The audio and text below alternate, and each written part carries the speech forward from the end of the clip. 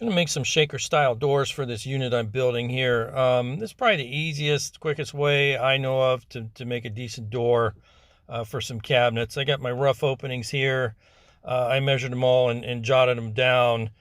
And I'm going to add an inch to all these measurements because I got a 1/2 inch overlay Euro hinge, hidden hinge going on all these. So they all need to be an inch bigger all the way around. So I got my panels pre-cut big, primed. Same with my 1x stock. I got that all primed, ready to go.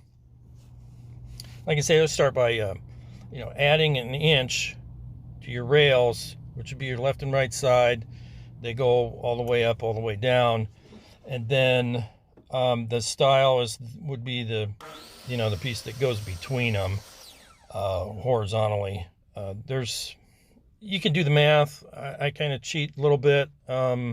So I don't have to think too much. I put my finished measurement on the outside and then look at the inside dimension there. That'll give me my stile, and I'll cut those, cut all my rails and stile door pieces. I got this portable Kreg Jig pocket hole cutter. I like the portable one because I can take it anywhere with me. They make different versions of this, but 2 holes in each side of the stiles. On each one, basically you just clamp it on there. I kind of centered it on the board, and then it comes with a tapered drill bit that drills the pocket hole for your screws. It doesn't go all the way through. It stops just shy of going all the way through, and then your pocket screws will screw to the rails. So after you get all those done, I will stick it in the pocket hole jig. I'm going to put a little bit of glue on these to help hold it and get all those holes, cut in all my pieces. So a little bit of wood glue on that edge, and then you clamp the pieces together, hold them flush, clamp them together. That'll hold the 2 boards flush on the face and the back, and then these 1.25" pocket screws, square drive typically, just snug them up and you're done. I would recommend not using an impact driver on this stuff. You don't want to crack it, go too far, come through the other side. But super tight, super strong. You don't need any clamps or anything. You're pretty much done at that point. So actually, when you put these together, if all your pieces are cut the right length and everything the same, it should square itself up when you screw them together. And then I can go about routering the back of this panel or the back of this frame for my panel. It's a 3/8 rabbiting bit in a router. I guess there's other ways to do this. If you don't have a router, you could probably do it on a table saw. But that's the quickest way to do it. And then your panels, I'll rip the width and then cross cut to the length, and then you do have to nub these corners. I don't like chiseling out those corners to make them square, just because I don't want to beat on this frame. A little bit of glue on the panel, and then after you clip your corners, or you can use I just 45'd them off, or you can use a jigsaw or whatever, and a couple brads to hold them in place, and that's pretty much it on those. And then to fill these pockets, they make a little plug for these. It's already like pre-made or whatever.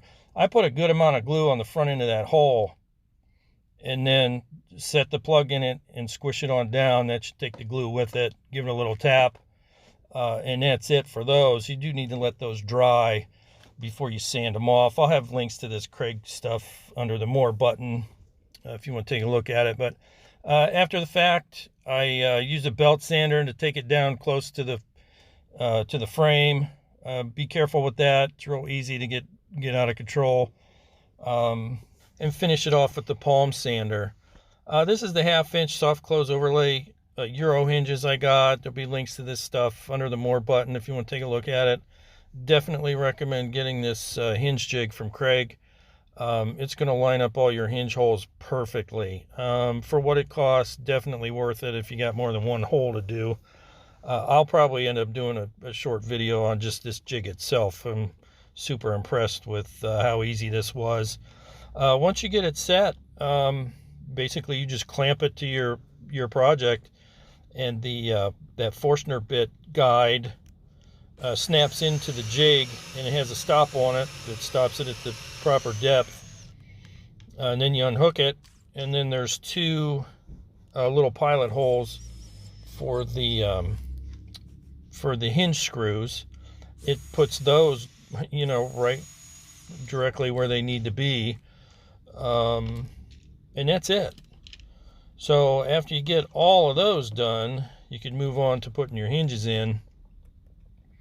And what I do when I do these hinges, it's not a big deal, but every little trick helps, I guess.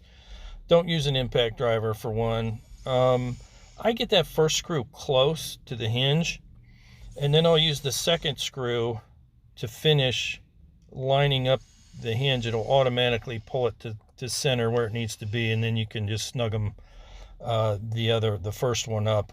But you can watch that hinge will move just a tiny little bit at the end, and that gets it perfectly centered. So all in all, this was a time-consuming project, to say the least, but